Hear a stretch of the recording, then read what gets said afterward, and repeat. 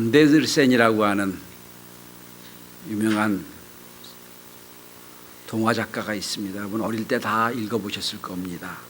이 버전이 여러 가지가 있습니다만 어떤 책에선 빨간 구두라고 하고 어떤 책에선 분홍신이라고도 하기도 하고 버전이 여러 가지입니다만 제가 읽은 분홍신이라는 동화가 있습니다. 어떤 소녀가 마술사가 만든 분홍신을 그렇게 갖고 싶어 합니다.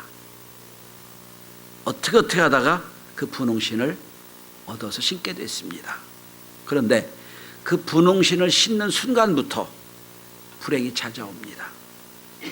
분홍신을 신기만 하면 춤을 춰야만 됩니다. 그칠 수가 없습니다. 어떤 때는 분홍신을 쥐고 춤을 추면 사람들이 박수를 합니다. 참 잘한다고, 잘 춘다고. 근데 어떤 때는 쉬고 싶어도 쉴 수가 없어요. 계속 신이 끌려가는 대로 가야 됩니다.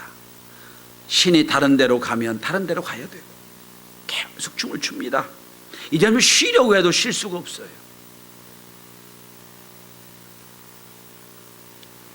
분홍신이 끌고 가는 대로 추는 대로 살 수밖에 없는, 너무 힘들고 어려워서 어느 날 이상한 집에 들어갑니다. 사형 그 망나니가 사는 집에 들어가서 부탁합니다.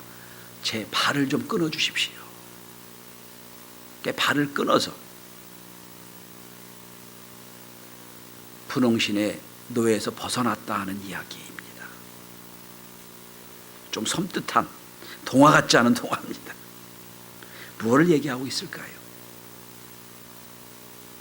사람은 괴테의 말에 의하면 무언가에 끌려 살 수밖에 없는 존재라고 합니다. 무언가를 끌려 살 수밖에 없는 존재. 그게 육신의 어떤 거든 영적이든 지식적인 것은 아니든 간에 무언가에 끌려 살게 되어 있는 거다. 세상에 좋아 보이는 것에 끌려가고 사람들이 원하는 것에 끌려가다 보면 어느 순간 거기에 노예가 돼서 살 수밖에 없다는 것을 얘기하는 게 아닌가 생각이 듭니다. 요즘 언론을 도배하는 문제를 한번 보십시오. 그룹 빅뱅의 멤버가 한국을 빅뱅 시켰죠. 지금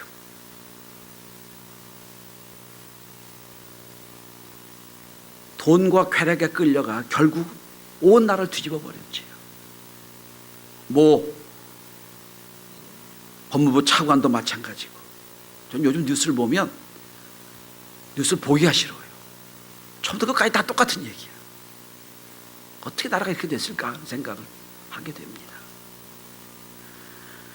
아마 존 파이프 목사님의 지적대로 현대인은 돈과 섹스와 권력에 취해 살고 있지는 않을까.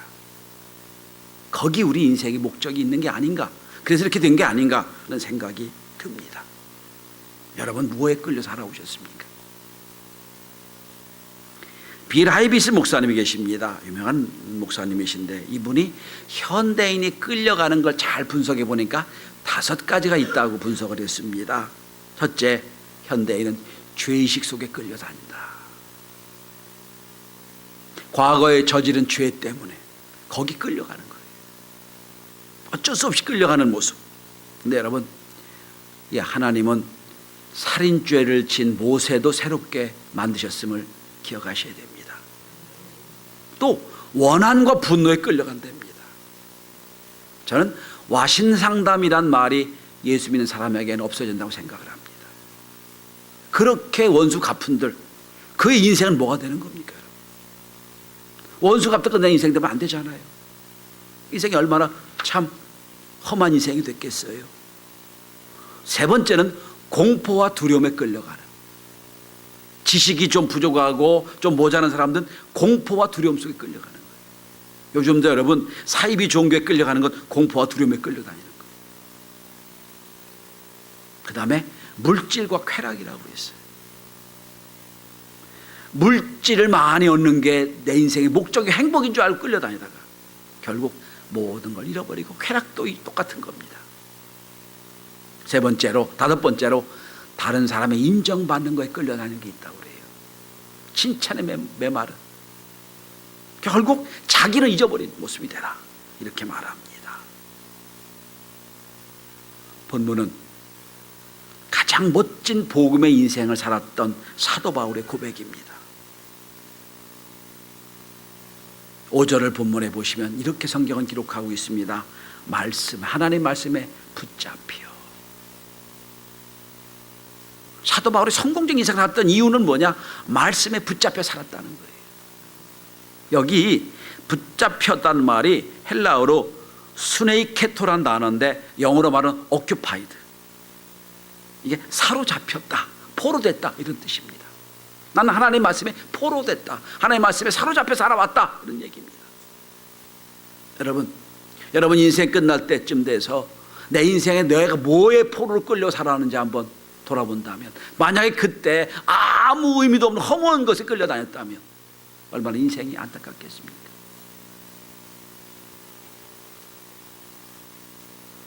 말씀에 포로가 된 다음부터 내 소유도 내 주장도 다 내 게 아니에요. 말씀의 겁니다. 여러분, 혹시 계속해서 우리 교회 나오신 분들은 아마 잘 한번 생각해 보시기 바랍니다. 2주 전에 저는 예수님이 사탄에게 받은 시험 3가지 말씀드렸어요. 결국 그게 어떻게 이깁니까? 말씀으로 이기셨지. 말씀으로 이겼단 말이에요. 그 말씀이에요. 지난주에 제가 무슨 말 드렸습니까? 에베소 교회 장로들에게 부탁합니다. 교회를 뭐에 부탁합니까? 하나님 말씀에, 은혜의 말씀에 부탁했지요. 자, 말씀으로 이기고 말씀으로 교회를 세우는 것이라면 오늘 그 말씀에 붙잡힌 사람의 이야기입니다. 사도 바울의 이야기입니다. 사도 바울의 말씀에 붙잡혀 살았습니다. 말씀에 붙잡혀 살다 보니 어떤 역사가 일어났습니까? 11절 내려가 보시면 1년 6개월을 말씀에 붙잡혀 살며 고린도에 살면서 뭐가 일어났습니까? 고린도 교회가 세워지는 거예요. 그럼 지난주와 연결되죠. 하나님 말씀에 부탁했습니다. 하나님 말씀에 부탁해 에베소 교회를 부탁했고 자기도 고린도에 와서 고린도 교회를 말씀에 부탁해 세우는, 우리 교회가 이렇게 말씀에 사로잡혀 말씀이 인도한 대로 살아 하나님께 영광 돌리는 놀라운 축복과 은혜가 있길 바랍니다. 어느 집사님이 오늘 일베에 나오셨어요. 설교 끝나고 악수하고 가면서 저를 부르더니 목사님 저는요 마누에 붙잡혀 살아요 그러더라고요. 그랬어요. 행복하십니다 그랬어요. 그렇죠. 여러분, 사도 바울은 말씀에 붙잡혀 살았어요. 말씀에 붙잡혀 살면서 어떤 역사가 일어났습니까? 어떻게 됐습니까? 오늘 본문은 그 이야기를 하고 있습니다.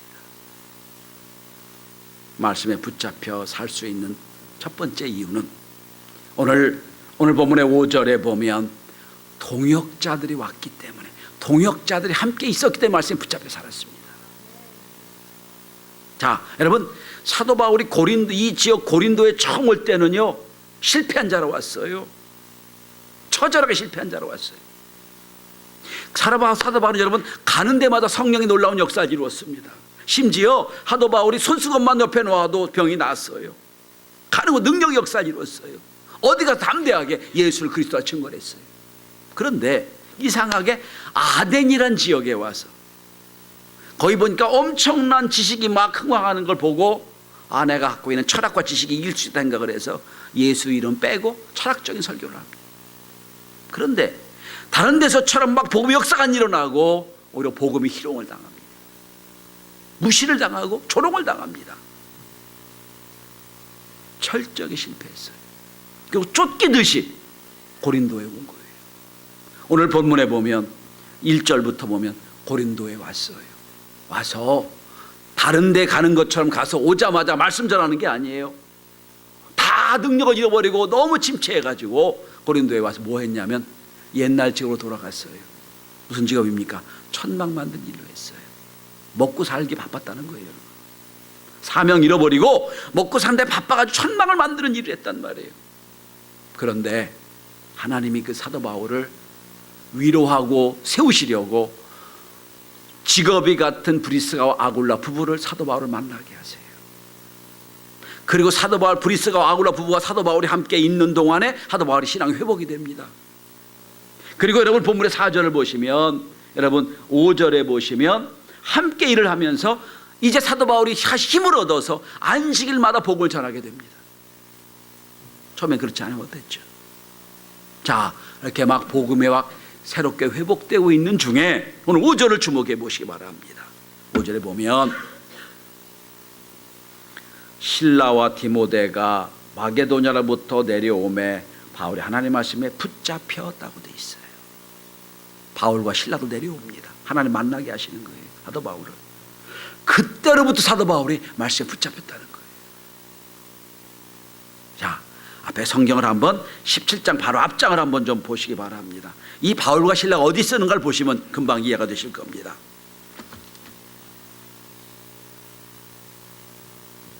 17장 13절 14절입니다. 제가 봉독합니다. 데살로니가에 있는 유대인들은 바울이 하나님 말씀을 배려하여서도 전한 줄 알고 거기도 가서 무리를 움직여 소동하게 하거늘 형제들이 곧 바울을 내보내어 바다까지 가게 하되 실라와 디모데는 아직 거기 머물더라.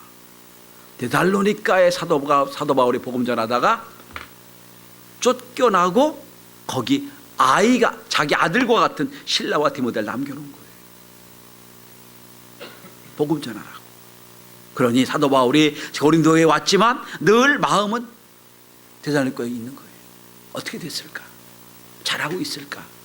걱정이 됐겠지요. 그 실라와 디모데가 사도 바울을 찾아옵니다. 만나러 와서 보고를 받습니다. 무슨 복을 받습니까? 잘하고 있다.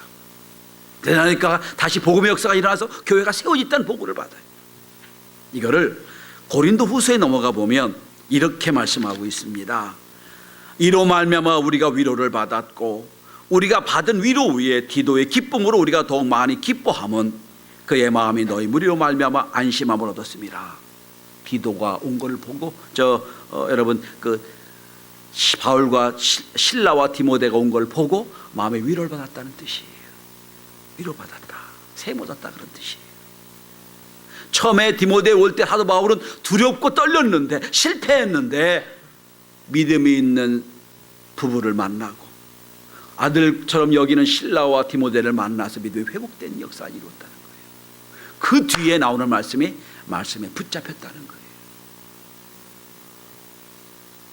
성도 여러분, 전 이게 아름다운 교회 모습이라고 생각합니다. 실패하고 좌절한 사람이 교회에 나와요. 함께 위로하고 격려하고 믿음으로 살면서 그가 신앙이 회복되는 거예요. 그리고 드디어는 말씀에 붙잡혀 사는 인생이 되는 것. 그게 교회 아닌가요? 실패하고 걱정이 근심이 가득한 사람들이 교회에 모입니다. 모여서 함께 위로합니다. 믿음을 세워줍니다. 믿음이 자랍니다. 그래서 나중에 신앙생활 할 뿐 아니라 말씀에 붙잡힌 인생이 되는 것. 저 우리 성도들이 다 그런 축복과 은혜가 있길 바랍니다. 성도 여러분, 장작불을 피워보셨나요? 장작불을 피는데 불이 활활 탑니다. 아무리 타는 장작불도요, 불타는 장작을 하나하나 빼버리면요, 빼놓은 장작도 꺼지고 있는 불도 꺼지게 되어 있는 거예요. 마찬가지예요, 여러분. 우리는 성령의 불을 받습니다. 자꾸 노력하고 함께 모이고 함께 위로하고 함께 격려하며 그 불이 계속 타오도록 역사하는 그것이 교회의 힘입니다. 모일 때마다 함께 격려하고 위로하고 말씀에 붙잡힌 인생으로 만들어내는 멋진 교회가 될 수 있기를 바랍니다. 그래서 사도 바울이 좌절하고 실패하고 두려웠지만 그가 회복이 돼서 말씀에 붙잡혀 살았다는 거예요. 두 번째입니다. 말씀에 붙잡혀 살았습니다. 살면서 어떤 일이 벌어졌습니까? 오늘 본문의 6절에 보면 사도 바울은 비로소 자기 한계와 자기 역할을 압니다. 여러분, 우리 시대에 빨리 정리해야 될 문제 중에 하나는 내가 모든 일을 할 수 있다는 생각이에요. 아니에요. 우리는 우리 것밖에 할 수가 없어요. 우리 수준밖에 이룰 수가 없어요. 이제는 사도 바울이 성령이 충만하고 말씀에 붙잡혀 살다 보니까 자기 역할을 알게 돼요. 오늘 본문을 여러분 6절에 보시면 이런 말씀이 나옵니다. 나는 깨끗하니라. 여러분 여기서 본문을 보시기 바랍니다. 데살로니가에 있던 것처럼 오늘 7절 6절에도 보면 대적하는 사람이 생기고요, 비방하는 사람이 생깁니다. 똑같이 어려운 일 당해요. 그런데 다른 때 같으면 도망갔을 거고 다른 때 같으면 실패했을 건데 사도 바울은 떳떳합니다. 옷을 떨며 얘기합니다. 나는 깨끗하다. 내가 할 일 다 했다. 나머지 하나님이 하실 것이다. 나는 여기서 복음 전환이 다 했다. 이후에 하나님의 역사가 있을 것이다. 그리고 오늘 담대하게 나오는 거예요. 말씀에 붙잡혀 살다 보니까 이제는 두려움도 없어졌어요. 내가 할 일 여기까지 내가 할 수 있는 거다. 나는 깨끗하다. 성도 여러분, 하나님과 나와의 일을 함께 할 때 내가 할 일이 있고 하나님 하실 일이 있어요. 하나님이 하시는 거예요. 내가 할 일 하나님 하시면 안 되고요, 하나님 할 거 내가 안 되는 거예요. 나는 내 일 하는 거예요. 하나님 하나님 하시고. 어제도 제가 어떤 집사님 한 분의 신방을 다녀왔습니다. 가서 기도하고 왔는데, 여러분, 병원에 가서 목사가 할 수 있는 게 아무것도 없어요. 그저 뭡니까? 내가 할 수 있는 게 뭐예요? 하나님 앞에 기도 드리는 거예요. 하나님, 불쌍히 여겨주십시오. 그거 여겨주십시오. 나머지 하나님 하시는 일이에요.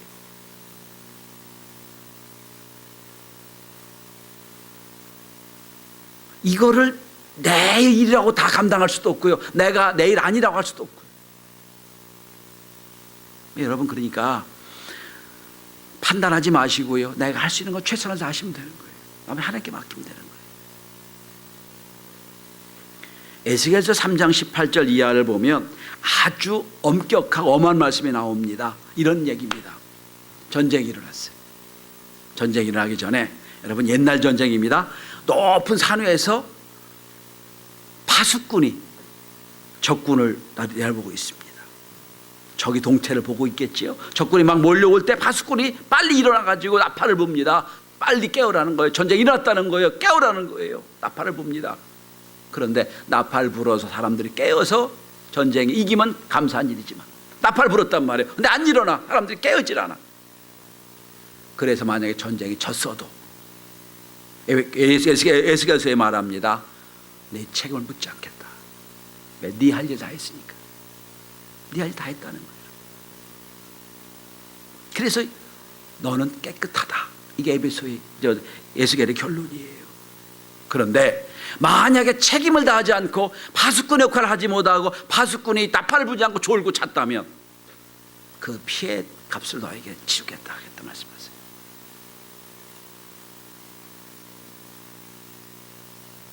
내가 전할 일 전하면 되고요, 나머지 하나님 맡기면 되는 거예요. 하다만 이걸 깨달은 거예요.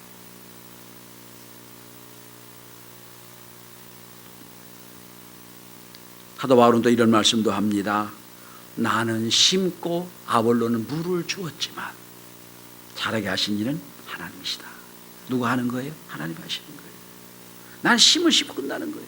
나중에 어떤 사람이 또 하나님의 은혜로 물을 줄 거고, 또 나중에 하나님이 역사가 일어나서 비가 오고 눈이 오고 적당한 바람이 불어서 그 씨를 자라게 할 거라는 거예요.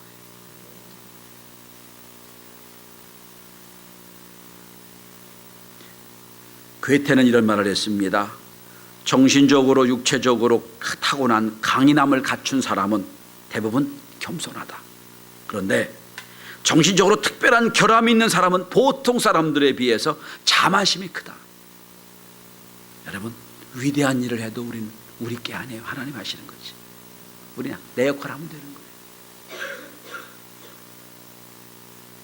위대한 전도자 빌리그레 목사님이 어느 큰 부흥회를 마치고 숙소에 들어가 쉬는데 어떤 손님 하나가 찾아와서 중요한 질문을 합니다. 목사님, 오늘 밤에 목사님 설교를 들으니까 역사의 끝을 말씀하고 심판을 말씀하고 그리고 재림을 말씀하고 계시는데 한 가지 묻고 싶습니다. 목사님 어떻게 준비하시나요? 목사님 빙그레 웃으며 말씀합니다. 저는 미래를 잘 모릅니다. 그러나 한 가지 아는 게 있다면 하나님, 내 인생의 미래도 하나님 붙잡고 있다는 것밖에 모릅니다. 이거밖에 모릅니다. 내 역할을 하면 되는 거예요. 목사가 말씀 전하면 되는 거예요. 그리고 그 나머지 하나님 아시는 거예요.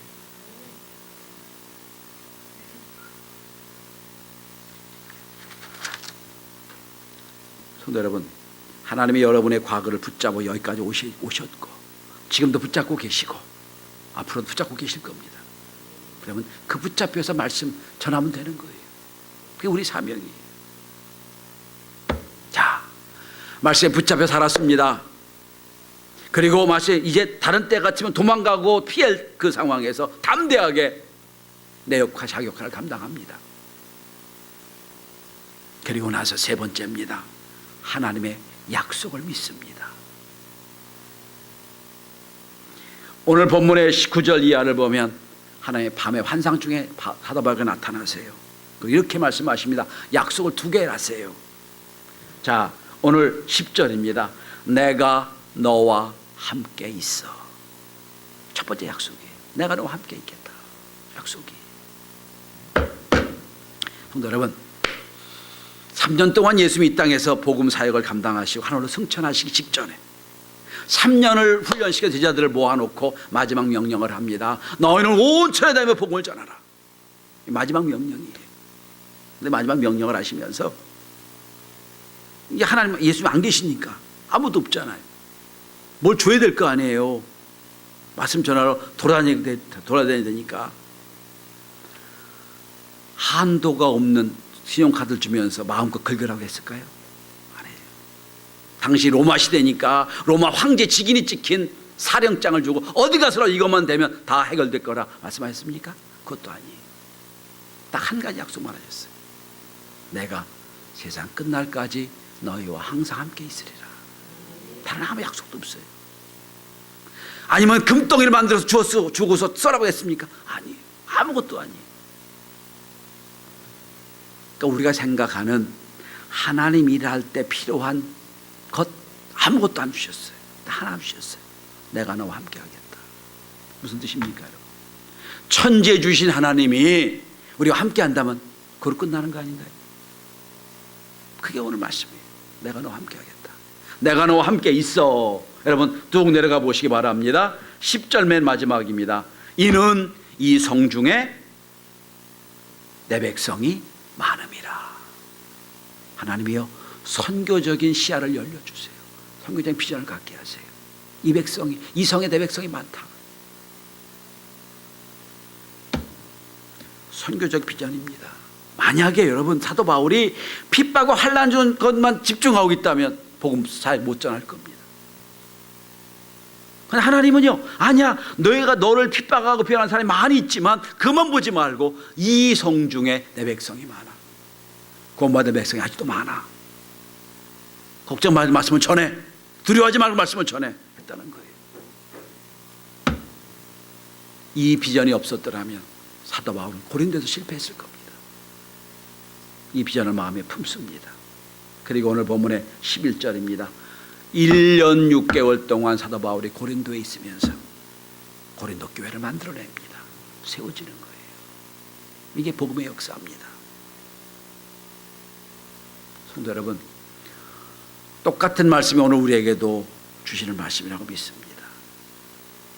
말씀으로 시험을 이기신 예수님, 은혜의 말씀으로 교회를 세우신 예수님, 똑같은 말씀을 우리에게 주십니다. 그리고 사도 바울을 통해서 말씀하십니다. 말씀에 붙잡혀 살았더니, 말씀에 붙잡혀 살았더니 이 성 중에 내 백성이 많다고는 그 선교적인 약속을 붙잡고 살았더니 고린도 교회가 세워지는 역사, 이 역사를 보는 거예요. 어떤 분들은 말합니다. 목사님, 어렵고 힘든데 자꾸 선교를 하십니까? 아니에요, 여러분. 우린 다른 걸 볼 수 있어야 돼요. 다른 눈을 볼 수 있어야 돼요. 여러분 가정에도, 여러분 직장에도 똑같은 말씀이, 똑같은 약속이 지금 보여질 겁니다. 여러분 주위에 내 백성이 많다. 할 일이 많다는 거예요. 열심히 복음 전하시며 주의 역사를 감당하는 축복과 은혜가 있기를 바랍니다. 말씀은 2000년 전에 지금도 살아 있습니다. 말씀에 붙잡혀 살며 하나님 반드시 역사하셔서 말씀의 능력대로 이루는 축복과 은혜를 경험하게 되실 겁니다. 참 여러 번 제가 말씀드린 실화입니다. 미국 시카고에서 기독교 대회가 열렸다고 그럽니다. 성경이 오류가 없다는 걸 증명하는 대회였습니다. 3일 동안 토론을 했습니다. 많은 사람들이 막 하나님 말씀에 오류가 없다, 옳다는 말 쭉 얘기를 했어요. 그 선교대회에 참석한 아도 토레이 목사님이 딱 이렇게 한마디 말로 정리했다고 그럽니다. 성경에 번역이 많습니다. 이런저런 번역이 있습니다. 그런데 이제는 어느 번역이 좋고 오류가 있고 틀리고 이게 문제가 아니라 이제는 나의 버전으로 성경이 옳다는 걸 증명할 때가 됐습니다. 했다고 합니다. 킹 제임스 번역이 옳은지 우리말 번역이 옳은지 현대 번역이 옳은지 그거 중요하지 않아요. 그 말씀이 여러분의 삶에서 증명이 되는, 여러분 각자의 버전으로 말씀이 증거되는 우리 교회 만들어 갈 수 있기를 바랍니다.